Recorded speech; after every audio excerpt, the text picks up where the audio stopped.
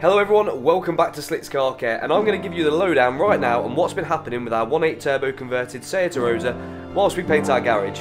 So, we had the car mapped by Mallory Performance. They did an ace job, but it's not at full power due to a fueling issue. Whilst driving it around in this base map state, we have uncovered a few issues. The first of which was to do with the engine mount, so we had to get this off.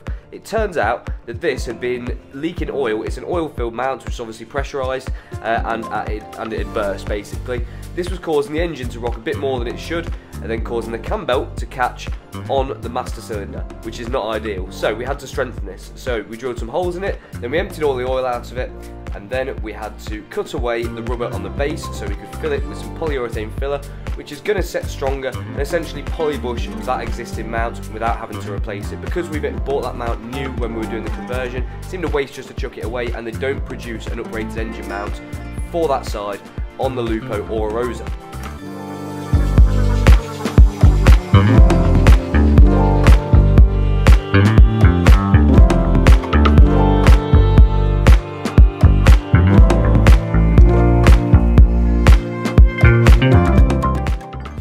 So, once we had the engine mount emptied out of all its oil and all cleaned out and degreased, it was time for the Polytech PT Flex 85 Fast Cure ABS Polyurethane Casting Rubber 500B PT Flex. Basically what this is a polyurethane liquid which you can pour into a mould or into something and will set. So once we mixed this precisely by eye, 50-50, and mixed it with our bamboo paint stirring stick, we could pour it directly into our engine mount. We had to redo it after this clip because we didn't empty out enough of it. There is actually another membrane underneath that first one which we had to drill out. But once we'd done that, cleaned it all out again and refilled it, we left it to set for a couple of hours and then we could get on to changing the cam belt.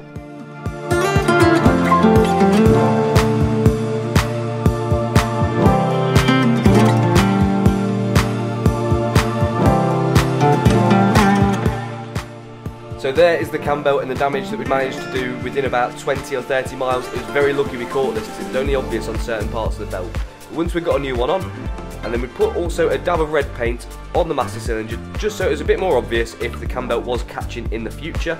I mean, that is very, very clever. Obviously my idea. Who else's would it be? And then it was just a case of reattaching the engine mount and we were good to go. So the next job then was the rear arches. We've been having issues with the new wheels. If you haven't noticed, we've got a set of OZ Ultra Ligeras, I believe they are. They are 7J wide and that ET38, I believe. Now I thought this would be a brilliant fit for the car and it's a lot better than the last set of wheels we had, but they didn't fit the arches, so we had to roll them.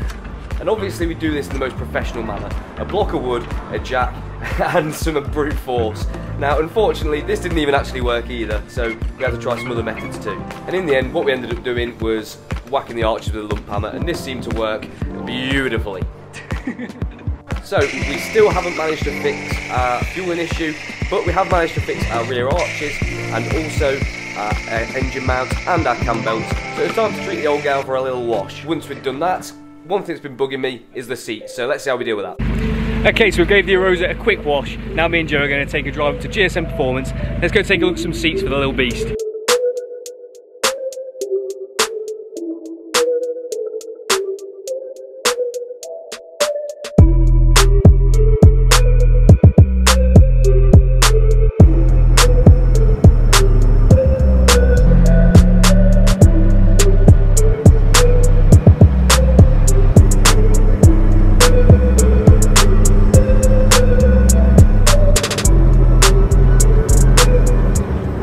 Right, so we made it, no breakdowns, anything like that, all good. Car didn't blow up, which is ace. Let's go check out what they got. Yeah, but fits more or less the same anyway, to give you an idea. Most of the Cobras and Corus will have like standard and the GT or standard XL width. So we had to make an appointment before we went to GSM Performance to have a look at these seats. Not quite sure why, because the shop itself was empty, so we could have just walked in and probably had a look around. But the bloke who helped us out, I didn't catch his name, was so helpful and attentive. Without being a pushy salesperson, he was just there for good, genuine, honest advice, which there's nothing more that you can ask from. I was able to try out all the seats, have a look around everything, and any questions I had at the end, I could then go back to him, and he pretty much knew everything that there was to know.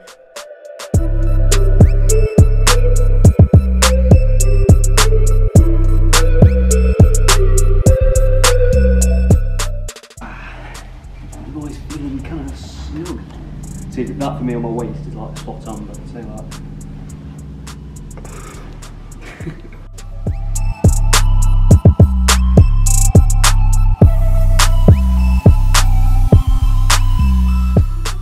Genuinely, this is such a cool little shop, and there's so much for you there to try out, and you don't get that sort of service, you know, from an online store. It's the only, you can only get that from going into a shop, and especially with seats, you've got to try them out and make sure that they fit your shape. So it's like buying jeans. You can't buy jeans online, you can't buy a seat online. You've got to make sure that it's right for you, and according to me, apparently you've got to be able to box in it too. So yeah, genuinely, if you're in the area, go and check these guys out. They are really, really cool.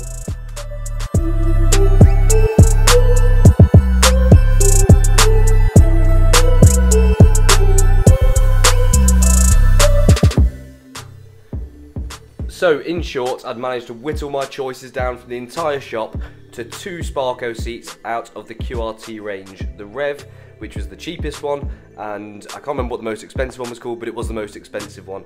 And after speaking to this chap, I got some good advice from him, and he pretty much seemed to say that, you know, the seats themselves in the QRT range were pretty much exactly the same. They were just kind of different shapes, you know, to fit different sorts of people, and then with varying price tags really. So that pretty much made my decision for me, as the Rev was half the price of the other one.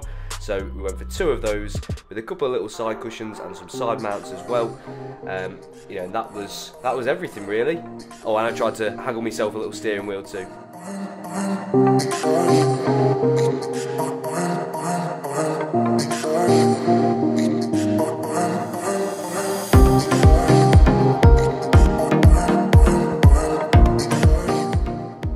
Let's see what these guys thought to my purchase. Very nice. Suits you, sir. It is a lovely fit. Splendid. You look like a right swat.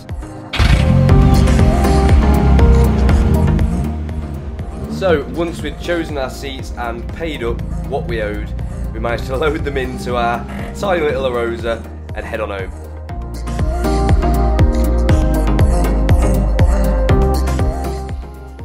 So, off some advice I got off one of my mates, I decided not to buy the adjustable seat rails with the seats, because he said you could chop up the standard seats and make something that works a little bit better and sits at a better height. So, my mates Lewis and Sam helped me chop up the standard seat, and by helped me I mean did it for me.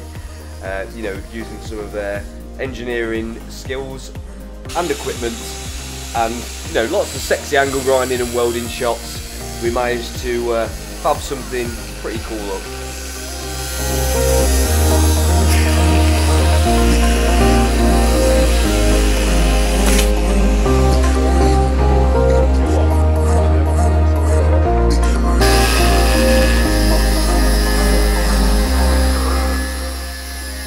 So essentially what we were trying to do is chop the seat off the adjustable seat rail and then make a box section to mount the side mounts on the new seats too.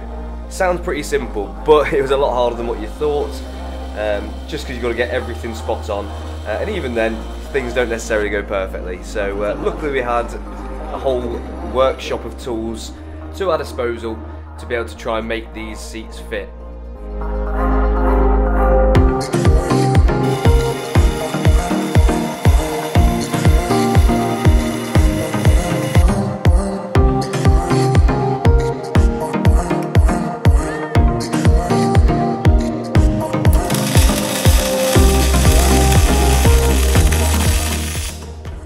So we thought the best idea would be to practice on the passenger seat, because then if it goes badly then I've still got the driver's seat. But luckily, if you remember, I've still got the red Arosa, so I've got a spare set of seats that if this does go that wrong, I've still got another set of seats that we can use. So it's not the end of the world even if it doesn't go perfectly.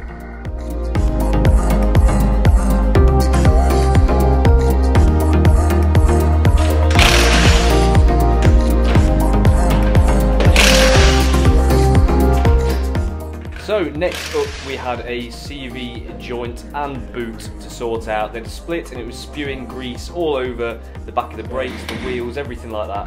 So it's just a case of whipping the drive shaft off and replacing these.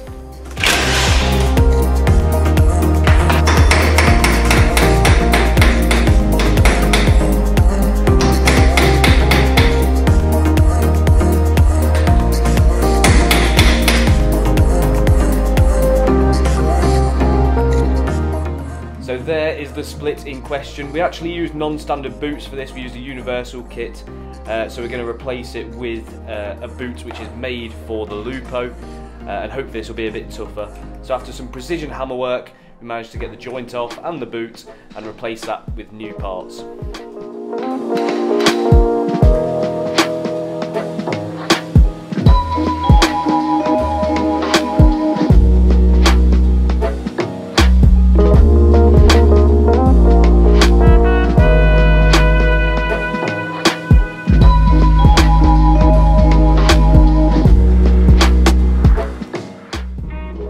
So check this out, this is the feed for the fuel rail, which actually had a slight little kink in it, so this may possibly be the restriction that we had in fueling when mapping. So we're going to replace this fuel rail with a modified one, and hopefully that fixes our problem and we can go back to Mallory once we've got through our little niggles and get full power from our setup.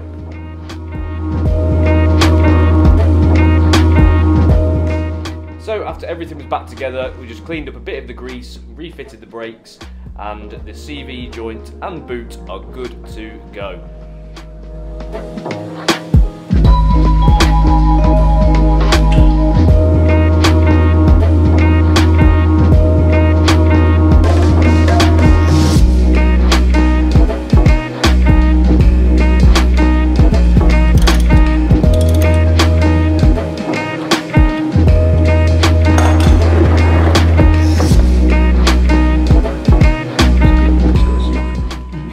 So last on our list of things to do for this week is changing out the gearbox oil. I'm not going to explain it, you're just taking out the old oil, sticking in the new, and yeah, you're all set.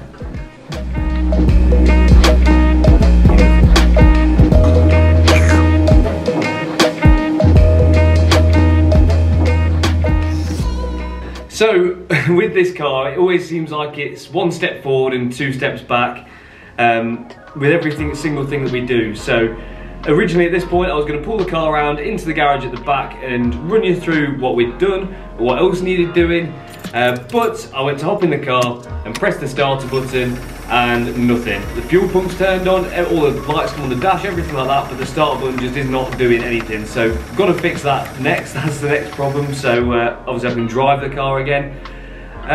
Also, as soon as we fixed the CV on the driver's side, I took it out the next day, and the passenger side then split also, so now there's grease all over the passenger side wheel, so that's also another job we've got to fix. And also the interior is looking, you know, it does the job, but it does look scruffy. There's wires everywhere, so I want to try and get this looking a lot neater, a lot more factory, and just make the car look a bit more completed. Not important parts, but it'd be nice to have little cubby holes back again. So yeah, we've got to get the interior back in, and also the seats. We spent hours and hours, you know, working and fabricating these seat rails to match the standard ones. But one thing we didn't realise is that when the standard seats go in, they work on a hinge mechanism, so they kind of click back into place, which makes them sit further back and lower. So when we put the seat back in, this is what we were left with, which is not ideal. So we've got to do some more work on those. I don't know whether that's going to be mounted in directly to the floor, which I didn't really want to do. I wanted to keep them, you know, adjustable so other people can hop in the car and enjoy it too, and not just myself. But yeah, we've got plenty of other jobs to do to get this car exactly where it needs to be, ready for its first track day. We've also got a wheel bearing that needs doing on both sides on the front. I want to do some more work on the brakes. I'm not 100% happy with the brake pedal feel, so I don't know whether that's something in the lines, something in the master cylinder, but there's definitely some more work that needs doing there. So there's going to be lots more on this car, on this channel, and hopefully a little bit more exciting stuff than this week. And then next year, it's going to be now, I think we're going to get on this first track day and really put it through its paces, you know, when the brakes are working correctly, when it's all tracked and set up right, and when it's at full power too. So that is going to be super exciting. It's going to be a little while yet, but it's definitely worth hitting that subscribe button to make sure you don't miss that in the future. Yeah, that's all for this week. We'll catch you on Sunday at 6 PM next week. We're back with more detailing videos. So yeah, don't forget to like the video, subscribe to the channel. We'll catch you next time. Have a lovely week. Look after yourselves. Goodbye.